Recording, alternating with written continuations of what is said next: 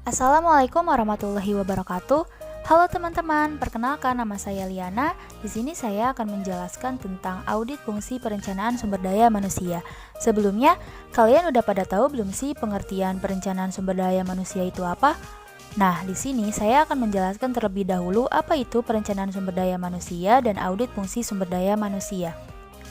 Perencanaan sumber daya manusia merupakan proses sistematis yang dilakukan untuk memperkirakan permintaan dan ketersediaan sumber daya manusia di masa yang akan datang sesuai dengan perkembangan bisnis perusahaan. Sedangkan audit fungsi sumber daya manusia merupakan penilaian atas berbagai fungsi yang dijalankan Departemen Sumber Daya Manusia. Apakah perencanaan audit sumber daya manusia itu penting? Jawabannya adalah sangat penting. Karena berhasil tidaknya audit sumber daya manusia sangat ditentukan oleh seberapa baik perencanaan dan persiapan auditor sebelum pelaksanaan audit. Perencanaan yang baik akan membantu auditor untuk mengendalikan proses audit sehingga bisa berjalan lancar, efektif, dan efisien. Audit fungsi perencanaan sumber daya manusia akan efektif apabila auditor memahami indikator kunci keberhasilan proses perencanaan sumber daya manusia. Indikator kunci keberhasilannya adalah yang pertama, analisa peluang dan ancaman maupun kekuatan dan kelemahan bidang sumber daya manusia yang tepat. Yang kedua, metode pengukuran dan peramalan kebutuhan yang tepat. Yang ketiga, sistem informasi sumber daya manusia yang terkini dan lengkap. Yang keempat, investasi sumber daya manusia, penerapan pelatihan dan pengembangan sumber daya manusia yang tepat. Dan yang terakhir, rencana suksesi dan bagan penempatan.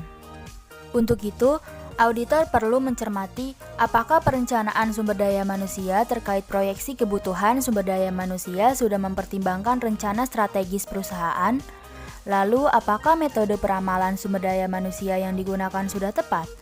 Dan apakah perusahaan sudah memiliki sistem informasi sumber daya manusia? Kita lanjut ke contoh kasus yang ada kaitannya dengan materi yang tadi saya paparkan.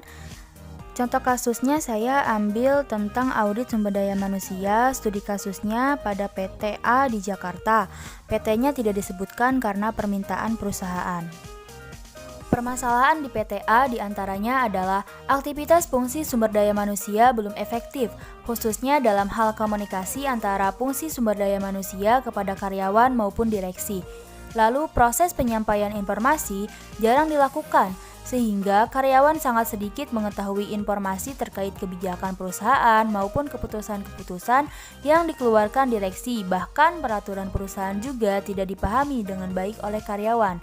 Dan penyimpanan dokumen perusahaan yang tidak tertata dengan rapi sering menyulitkan dalam pencarian dokumen. Selain itu, ditemukan juga karyawan dengan bobot kerja yang tidak seimbang, sehingga tidak menunjukkan produktivitas dalam bekerja.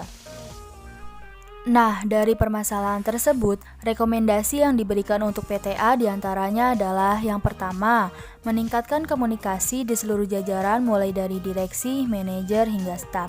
Yang kedua, memberikan penilaian dan tinjauan berkala yang sesuai dengan kinerja pegawai kepada perusahaan sehingga dapat meningkatkan motivasi dalam bekerja. Yang ketiga, merevisi peraturan perusahaan sesuai dengan Undang-Undang Nomor 13 Tahun 2003 tentang Ketenagakerjaan dan peraturan pemerintah yang terkait.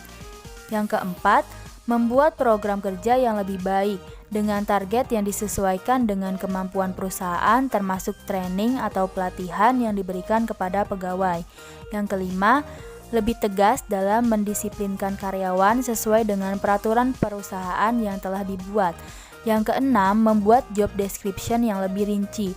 Dan yang terakhir, dengan memperhatikan hasil tes MBTI, maka lebih melihat kemampuan karyawan dalam penunjukan tugas. Ya, demikian sedikit gambaran tentang audit fungsi perencanaan sumber daya manusia dari saya. Semoga video ini dapat membantu kita meningkatkan pemahaman tentang audit fungsi perencanaan sumber daya manusia. Saran dan kritik dari para penonton akan menjadi bahan perbaikan kami di kedepannya. Terima kasih. Wassalamualaikum warahmatullahi wabarakatuh.